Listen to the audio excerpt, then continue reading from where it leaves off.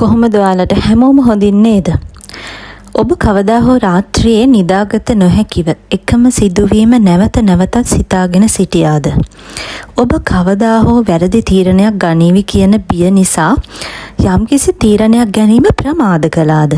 තවමත් සිදු නොවූ දේවල් ගැන කලබල වෙලා ඔබේ සිත බියෙන් පුරවාගෙන හිටියද?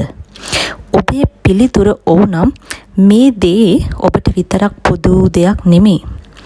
මේ දේ මේ ලොව වෙසෙන සෑම දෙනාටම පාහේ පොදු වූ දෙයක්. අද අපි කතා කරන්න යන්නේ ලෝකයේ මිලියන ගණන් මිනිසුන්ගේ සතුට, නිදහස සහ සිහින සෝරකම් කරන දෙයක් ගැනයි. ඒ තමයි අධික ලෙස සිතීම, overthinking. අධික ලෙස සිතීම කියන්නේ රොකින් පුටුවක ඉඳගෙන ඉදිරියට යනවා කියලා හිතනවා වගේ දෙයක්. ඔබ කාර්යබහුලයි. නමුත් ඔබ කිසිම තැනකට ළඟා වෙන්නේ නැහැ. ඔබ වැඩි වැඩියෙන් සිතන තරමට ඔබ තවත් ව්‍යාකූල වෙනවා. ප්‍රශ්න වලට පිළිතුරු ලැබෙන්නේ නැහැ. ඒ වෙනුවට තවත් ප්‍රශ්න උපදිනවා. නමුත් ඔන්න මම කියන්නම් ඔබට හොඳ ආරංචියක්. ඔබේ සිතුවිලි වලට වඩා ඔබ ශක්තිමත්. අද මේ වීඩියෝව අවසානයේදී ඔබට තේරෙවි ඇයි අපි අධික ලෙස සිතන්නේ, ඒක අපේ ජීවිතයට කරන හානිය මොකද්ද සහ ඒ සිරගෙයින් නිදහස් වෙන්නේ කොහොමද කියලා.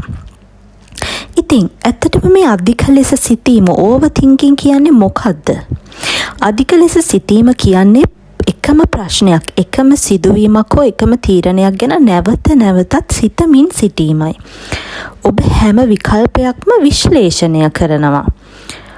ඔබට පාලනය කළ නොහැකි දේවල් ගැන කලබල වෙනවා. අතීතය නැවත නැවතත් ඔබ සිහිපත් කරනවා.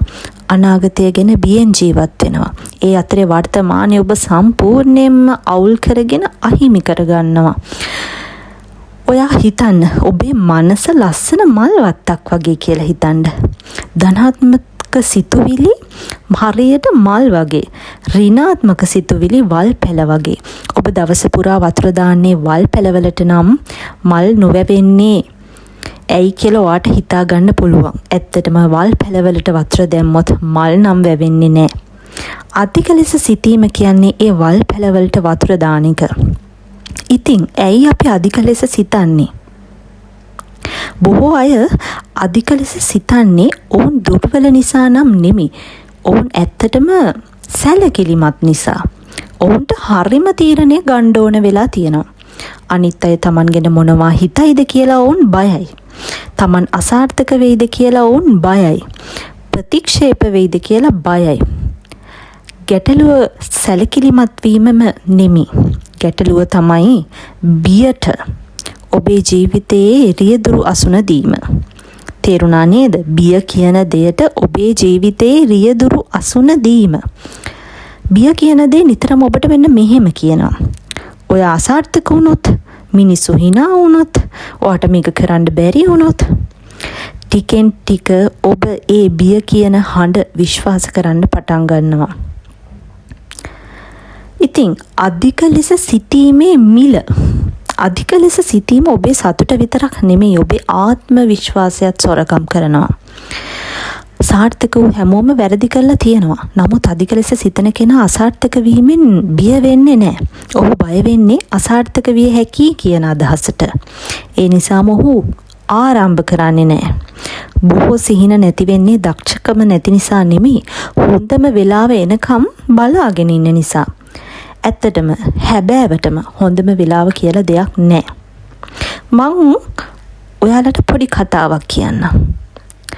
පස යට, ඒ කියන්නේ මේ පස් යට බීජ දෙකක් තිබුණා කියලා හිතන්නකෝ.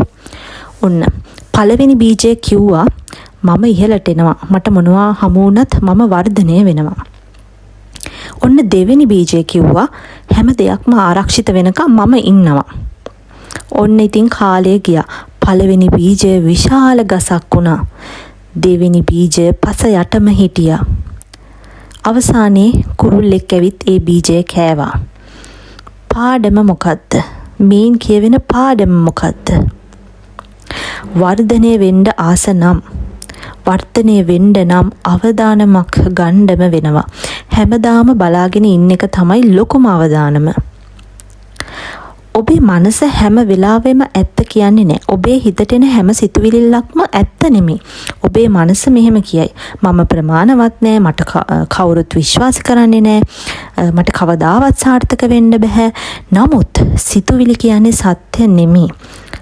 අහසේ වලාකුළු බලන්න, අහසේ වලාකුළු එනවා යනවා. ඔයාගේ සිතුවිලිත් අන්න ඒ වගේමයි. ඒ හැම සිතුවිල්ලක්ම විශ්වාස කරන්න ඔබට අවශ්‍ය නැහැ. ඒ වගේම තමයි අනාගතයේ ජීවත් වීම වහාම නවත්වන්න. අධික ලෙස සිතන මිනිස්සු ජීවත් වෙන්නේ අද නෙමෙයි. ඔවුන් ජීවත් වෙන්නේ හෙට. එහෙම වුණොත්, මෙහෙම වුණොත්, හැම දෙයක්ම වැරදුනොත් ඔන්න ඔය වගේ දේවල් තමයි එයාලා හිතන්නේ. නමුත් හෙට කියන දවස හෙට තාම ඇවිත් නැහැ. අද ඔබ කරන අනවශ්‍ය කනස්සල්ලෙන් හෙට ප්‍රශ්න විසඳෙන්නේ නැහැ. ඒක අද සතුට විතරයි සොරකම් කරන්නේ. ඒක අද දවසේ වගේ සතුට කියන දේ විතරයි හොරකම් කරන්නේ. ඉතින් මතක තබා ගන්න. ඔබේ අනාගතය ගොඩනැගෙන්නේ අද කරන ක්‍රියාවලින් මිස අද ඔබ කරන කනස්සල්ලෙන් නෙමෙයි. ඉතින් සම්පූර්ණත්වයට වඩා ඔබගේ ප්‍රගතිය වර්ධනය තමයි වැදගත්. බොහෝ දෙනා කියනවා මම සූදානම් වුණාම පටන් ගන්නම්. හැම දෙයක්ම පරිපූර්ණ වුණාම මම කරන්නම්. නමුත් විශ්වාසය ලැබෙන්නේ පටන් ගත්තට පස්සේ. ක්‍රියාවෙන්. සෑම විශේෂඥයෙක්ම කවදා හෝ ආරම්භකයෙක්, සෑම ජයග්‍රාහකයෙක්ම කවදා හෝ අසාර්ථක පරාජිත පුද්ගලයෙක් වී තිබෙනවා. වෙනස එකම එක දෙයයි. ඔවුන් කෙසේ හෝ ආරම්භ කරා. ඔවුන් යම්කිසි කාර්යයක් කල්දදා හිටියේ නැහැ. ඔවුන් ආරම්භ කිරීමේ තීරණය ගත්තා. ඉතින් ක්‍රියාව තමයි ප්‍රතිකාරය. ඇත්තටම සිතීම වැදගත්. නමුත් ජීවිත වෙනස් කරන්නේ ක්‍රියාවයි. ඔබ ව්‍යාපාරයක් පටන් ගන්න බය නම්, පුංචි පියවරක් ගන්නකො. කතා කරන්න බය නම් එක් වාක්‍යයක් කියන්න.